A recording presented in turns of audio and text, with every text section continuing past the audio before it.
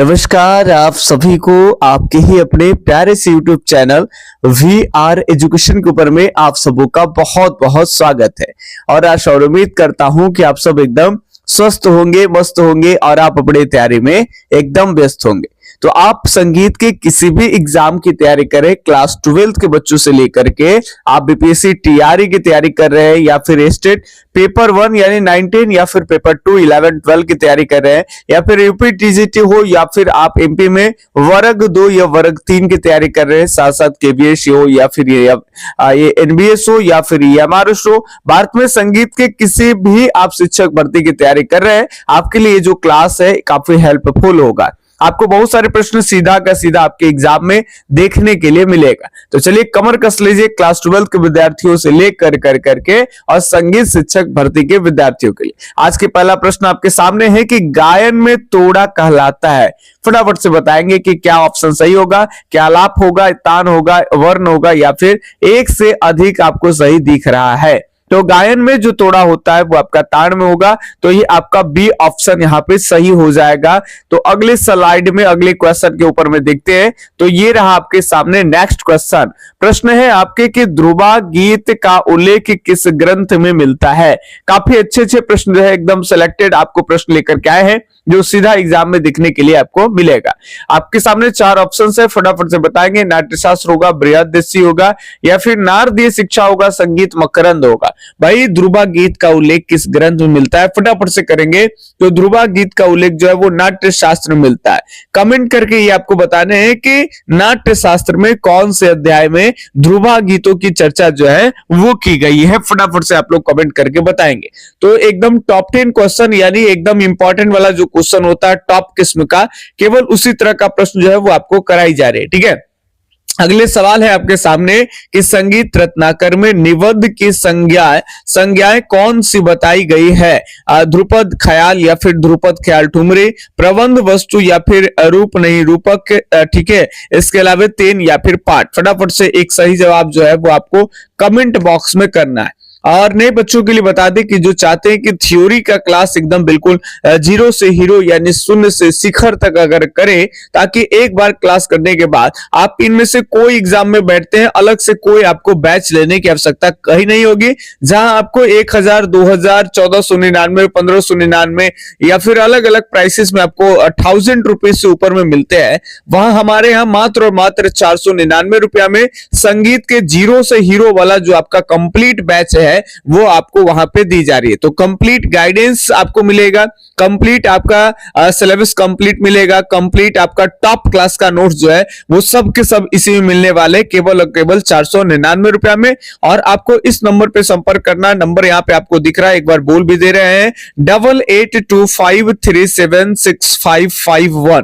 ठीक है, आपको इसी नंबर पे कॉल या व्हाट्सएप कर लेना है। और प्रैक्टिस सेट भी जो चाहते हैं कि हमारी तैयारी हो चुके हैं सर, कहीं कहीं से आप थ्योरी पढ़ लिए हैं, तो अगर कोई चाहते हैं प्रैक्टिस सेट तो एस्टेट वगैरह इन सब के लिए जो है वो 1000 क्वेश्चन का आपको 199 रुपया लगेगा। और जो बीपीएससी वाले हैं उनका 5 ऑप्शन वाले 1000 क्वेश्चन, उनके लिए भी 199 रुपया की राशि में आपको पीडीएफ के रूप में व्हाट्सएप पे मिल जाएगा। आप उसको प्रिंट करा करके और सेट आप लगा सकते हैं। ठीक है, तो ये नंबर है, वहां पे आपको आंसर भी दिए जाएंगे। चलिए फिलहाल के लिए अगर बात कर लेंगे तो सही जो जवाब हो जाएगा कि संगीत रत्नाकर में आप पढ़े होंगे कि एक निबद्ध और एक आपका अनिबद्ध। तो यहाँ प्रबंध है, वस्तु है और रूपक है, ये क्या है आपके, तो निबद्ध गान में आते हैं। और रूपक में आपको हम बताए थे, रूपक में आप विशेष रूप से कि आगे चल के यही ख्याल बनेगा, है ना। चलिए अगली प्रश्न की बातें कर लेते हैं। ये रहा आपके सामने अगला नेक्स्ट प्रश्न। भातखंडे के अनुसार वह कौन सा स्वर है जो कि वर्तमान संगीत में वादी के रूप में दिखाई देता है। आपको यहां प्रश्न में यह कर लेना है कि वादी के रूप में दिखाई, वादी के रूप में दिखाई जो है वो नहीं देता है। प्रश्न आपको ऐसा करना है, नदी नहीं देता है। ठीक है, बाकी आपको जो प्रैक्टिस सेट बनाए हैं तो वहां पे हमारे द्वारा बनाया गया है, तो उसमें इस तरह के छोटी छोटी त्रुटियां यानी गलतियां जो है वो आपको दिखने के लिए नहीं मिलेगा। बाकी ये जो क्वेश्चन आप देख रहे हैं ये टाइप करते हैं लोग, तो कहीं ना कहीं उनसे इस तरह का संगीत की जानकारी विशेष नहीं होने के कारण उनको जो भी क्वेश्चन देते हैं तो छोटी छोटी छोटी गलतियां वो कर बैठते हैं, तो उसको हम लोग यूट्यूब पे आपको कराते हैं। बाकी जो प्रैक्टिस सेट देते हैं उसमें कहीं आपको कोई प्रॉब्लम नहीं आएगा। तो बताएंगे कि भातखंडे के अनुसार कौन सा स्वर है कि जिसे वर्तमान संगीत में वादी के रूप में नहीं दिखाते हैं। वो रे हो सकता है, ग होगा, ध होगा या फिर नहीं। फटाफट से बताएंगे। देखिए रे और ध कई में आप वादी देखे होंगे, तो रे वादी होता है, ध समाधि होता है। इसमें कह रहा है कि वादी के रूप में नहीं होना चाहिए, ग भी वादी होता है। समझ रहे बात, ग भी होता है आपका वादी, और ध संवादी ज्यादातर ग के साथ ध संवादी होते हैं। ठीक है, तो ये भी कई में आपको मिल जाएंगे। ठीक है, भोपाली को ही ले लीजिए, तो भोपाली में ग वादी हो जाएगा, ध संवादी हो जाएगा। इसके अलावा ध भी आप देखेंगे कि वादी होता है, संवादी, ज्यादातर ध वादी है तो रे संवादी होता है। लेकिन अगर यहाँ पे अगर देखें आप, तो नी जो है ये आपका जो है वो किसी राग में, यहाँ देखें कि नी जो होता है ये आपका वादी जो है वो नहीं होगा। याद रखेंगे ये संवादी के रूप में होता है, लेकिन सवाल कर रहा है कि वादी के रूप में नहीं होता। आप यहां नहीं जरूर रखेंगे, तो सही जो जवाब होगा उसके हिसाब से ये आपका डी ऑप्शन होगा। ठीक है, चलिए अगले सवाल की तरफ अगर बढ़ते हैं, तो अगले सवाल ये रहा आपके सामने। सवाल है कि पाठ शब्द से क्या अभिप्राय है। फटाफट से बताएंगे कि पाठ शब्द से क्या अभिप्राय है।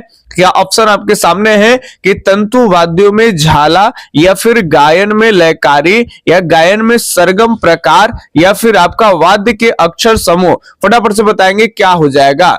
बाकी सही जवाब करेंगे तो पाठ शब्द का जो अभिप्राय है वो आपका वाद्य के अक्षर समूह से तात्पर्य है आपका पाठ का।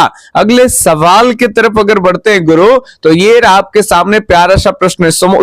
कोशिश रहती है कि कम समय में आपको ज्यादा से ज्यादा प्रश्न जो है वो कराते चले। चलिए अगला सवाल है आपका कि राग मियां मल्हार का संवादी स्वर है। कौन सा संवादी स्वर होगा? राग मियां मल्हार आप जानते होंगे वर्षा ऋतु प्रधान गायकी है, ये वर्षा ऋतु के टाइम में गाई जाती है। किसी भी समय वर्षा के ऋतु में आप गा सकते हैं, है ना। चलिए तो राग मियां मल्हार का संवादी की बात कर लेंगे। पा हो जाएगा, मा हो जाएगा, सा होगा, रे होगा।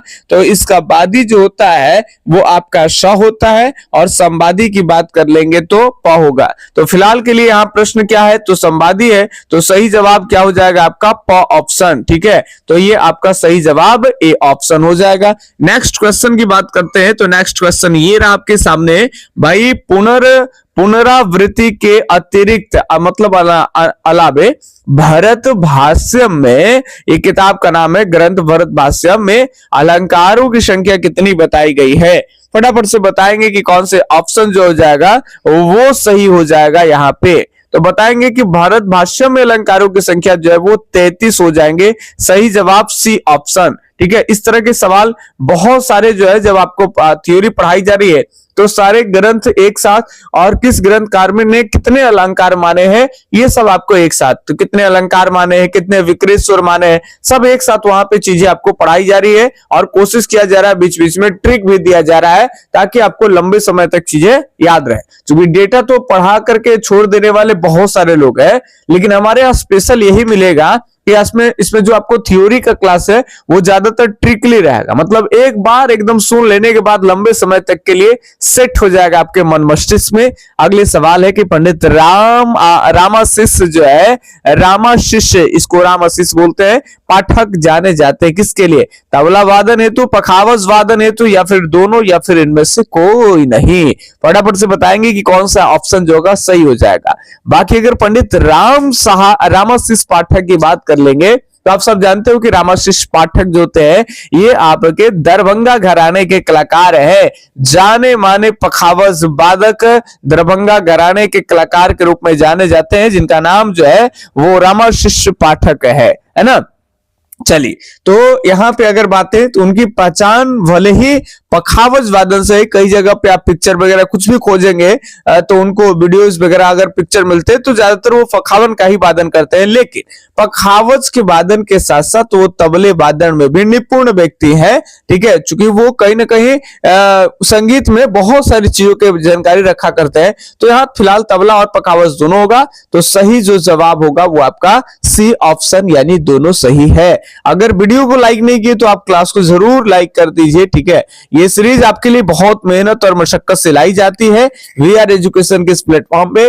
तो आपको करना क्या है, करना कुछ नहीं है, इस वीडियो को आपको लाइक कर देना है और एक प्यारा सा कमेंट जो है वो आपको कर देना है कि आप कहां से क्लासेस को देखते हैं, क्लासेस आपको कैसा लगता है। ठीक है, चलिए इसी पे अगले सवाल आपका पाश्चात्य संगीत से है कि टेम्पर्ड स्केल में आप प्रत्येक स्वर की परस्पर दूरी कितनी होती है?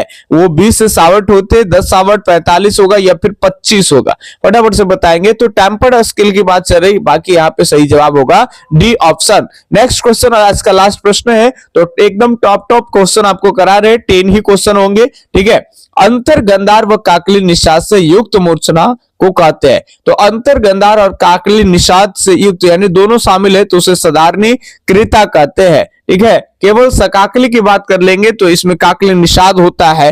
ठीक है, तो यहाँ पे दोनों की बात की जा रही है। भरत ने अंतर गंधार और काकली निषाद दो विकृत स्वर माने। ठीक है, आपको कमेंट करके बताने हैं कि काकली निषाद जो होता है, काकली निषाद, इसको भरत ने कितने श्रुति पे माने काकली निषाद को? ठीक है, तो कितने श्रुति पे माने हैं ये कमेंट करके बताएंगे। वहां पे दोनों याद रखना है, हिंट्स के लिए दे रहे हैं, एक दूसरी पे है और एक ग्रामी पर है, तो बताने कि कौन किस पे है। ठीक है, तो चलिए इसके बाद का जो क्वेश्चन होगा वो अगले सीरीज में हम आपको कराएंगे। काफी सारे प्रश्न आपको पहले से रेडी रखते हैं, ऐसी बातें नहीं है।